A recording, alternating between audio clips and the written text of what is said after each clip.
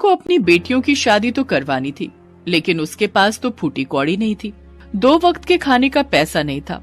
सरला की तीनों बेटियां मधु, मिताली और मनीषा कॉलेज पास कर चुकी थी, लेकिन तीनों को अभी तक नौकरी नहीं मिली थी। सरला दर्जी का काम करती थी और उसी से घर चलता था। बेटी, तुम लोग ये दर्जी का काम सीख लो, नौकरी भी नहीं मिलेगी और शादी भी नहीं होगी तो ये काम आएगा। लेकिन उसकी तीनों बेटियां कामचोर थी। वो तो घर का काम भी ठीक से नहीं करती थी। अपनी माँ की बात सुनकर बड़ी बेटी मधु ने कहा, शादी क्यों नहीं होगी? जरूर होगी। मैं ये दर्जी का काम नहीं सीख सकती। हाँ माँ, शादी के बाद थोड़ी ये सब काम करूंगी। मैं तो रानी बनकर रहूंगी।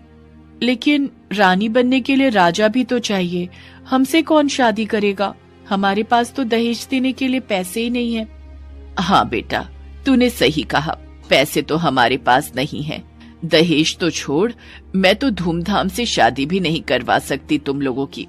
क्या माँ, शादी नहीं करवा सकती हो तो पैदा ही क्यों किया? ये बात सरला को बहुत बुरी लगी। उसे दुख पहुंचा।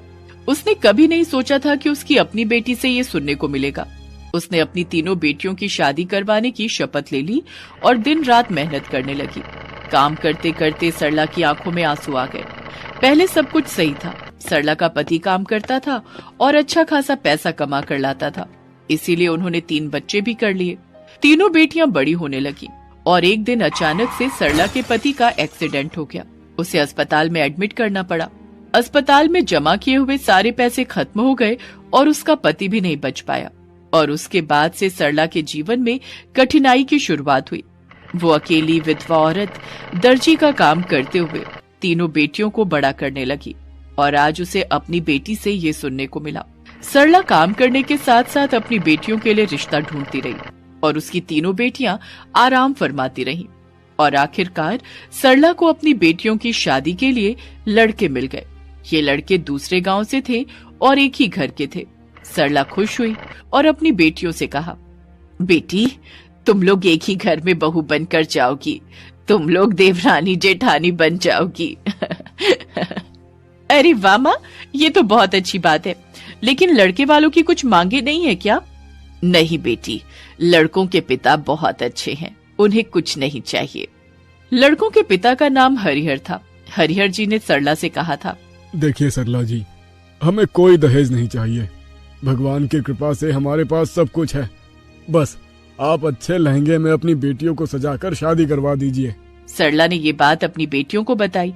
मिताली ने कहा, अच्छे लहंगे भी तो लाखों के आते हैं। हम तीनों के लिए अच्छे लहंगे कहाँ से लाओगी माँ? सरला इस बात को लेकर चिंता में थी। पता नहीं बेटी, लेकिन इतना तो करना ही होगा। लड़के वाले दहेज नहीं मांग रहे हैं, धूमधाम से कुछ करना भी नहीं पड़ेगा। उन्होंने सिर्फ अच्छे लहंगे पहनाने के लिए कहा है। उन्हें भी तो उनकी इज्जत के बारे में सोचना है। लेकिन पैसे आएंगे कहाँ से? आपके पास सोने के जेवर कुछ है क्या? नहीं, मेरे पास तो कुछ भी नहीं है। देखती हूँ अगर किसी से कुछ उधार मिल सके तो। सरला गांव के अमीर लोगों के पास जाने लगी और पैसे उधार मांगने लगी। साहब, मुझे 3-4 लाख रुपए की जरूरत है। बेटियों की शादी करवानी है, लहंगे खरीदने हैं। नहीं, मैं पैसे नहीं दे सकता। तू तो बूढ़ी है, तेरा कोई भरोसा नहीं है, कब मर जाएगी, उसके बाद मेरा पैसा कौन लौटाएगा? चल जा यहाँ से। इसी तरह सरला को सभी ने भगा दिया। किसी ने उसे पैसा नहीं दिया। सरला बेबस होकर घर लौट आई। उधर उसकी तीनों बेटियां लहंगे की दुकानों में जाकर लहंगे पसंद करने लगी। भैया, वो लहंगा कितने का है? एक लहंगा 3.5 लाख रुपए की है। बाप रे, 3.5 लाख, ये तो बहुत ज्यादा है। और वो कितने का है? वो 2 लाख रुपए की है। इसी तरह तीनों बहनों ने मिलकर पूरा बाजार घूम लिया और उन्हें सिर्फ महंगे लहंगे पसंद आने लगे। और यहाँ घर में सरला आंसू बहाने लगी। कैसे करवाऊंगी बेटियों की शादी? आप क्यों चले गए मुझे छोड़कर?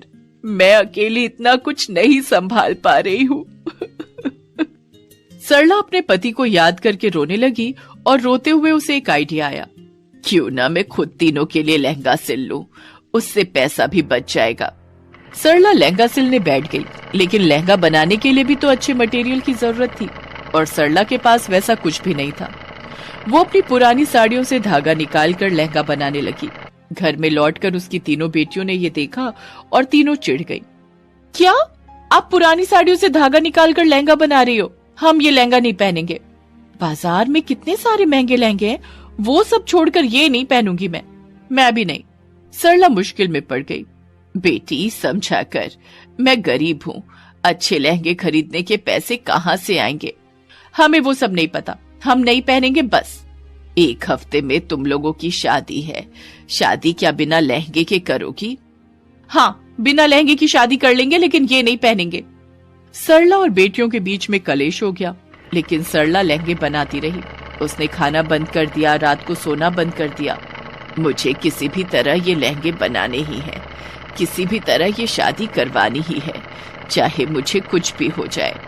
लगातार 7 दिन बिना सोए मेहनत करने के बाद बेटियों की शादी से 1 दिन पहले सरला ने लहंगा बनाने का काम खत्म किया और तीनों बेटियों के हाथ में लहंगा दे दिया।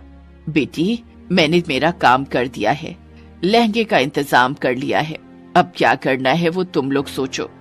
मैंने कहा था ना कि हम लोग ये लहंगा पहनकर शादी नहीं करेंगे। कल लड़के वाले आ जाएंगे, जो करना है कल ही करना। सरला अपने कमरे में जाकर सो गई। अगले दिन सरला अपने कमरे से बाहर नहीं निकली। उसकी बेटियां भी जिद पकड़े हुए थी और अपनी माँ से गुस्सा थी, इसीलिए उन्होंने भी अपनी माँ को नहीं बुलाया।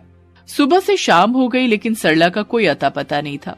वो कमरे के अंदर ही थी और शाम को हरिहर तीनों लड़कों को लेकर चला आया और उसने देखा कि उसकी होने वाली तीनों बहुएं बिना लहंगे के सिर्फ ऊपर का कपड़ा पहनकर बैठी हैं और नीचे लहंगे की जगह हाफ पैंट पहने हुए हैं। क्या बात है बहू, तुम लोग इस तरह क्यों बैठी हुई हो? तुम लोगों के लहंगे किधर है? माँ ने हमारे लिए हाथों से लहंगा बनाया है, लेकिन हमें वो लहंगा नहीं पसंद है, हम नहीं पहनेंगे, इसलिए हम ऐसे ही शादी करेंगे। ये क्या बात हुई? बिना लहंगे की शादी हो सकती है क्या? वो तो माँ को समझना चाहिए था ना, बाजार में महंगे और अच्छे लहंगे हैं, वो सब छोड़कर हम ये नहीं पहन सकते। वो सब तो ठीक है, लेकिन तुम्हारी माँ कहाँ है? कमरे के अंदर, सुबह से नहीं निकली है।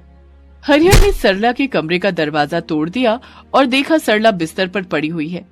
माँ, क्या हुआ तुम्हें? माँ! सरला को हार्ट अटैक आया था।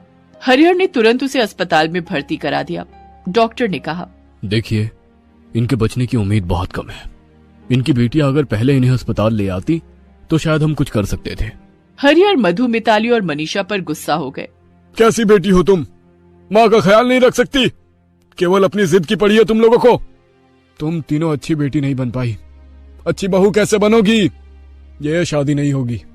तीनों बेटियां रो पड़ी। माफ कर दीजिए हमें, हमसे गलती हो गई।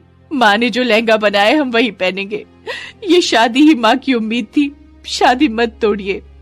बहुत रोने धोने के बाद शादी हो ही गई। तीनों बेटियों ने वही लहंगा पहना जिसे सरला ने बनाया था और फिर सरला को भी होश आ गया। वो ठीक हो गई और अपनी बेटियों के पास ससुराल में ही रहने लगी। अपनी माँ को खोने के डर से तीनों बेटियां सुधर गईं और उसके बाद सब लोग खुशी खुशी रहने लगे।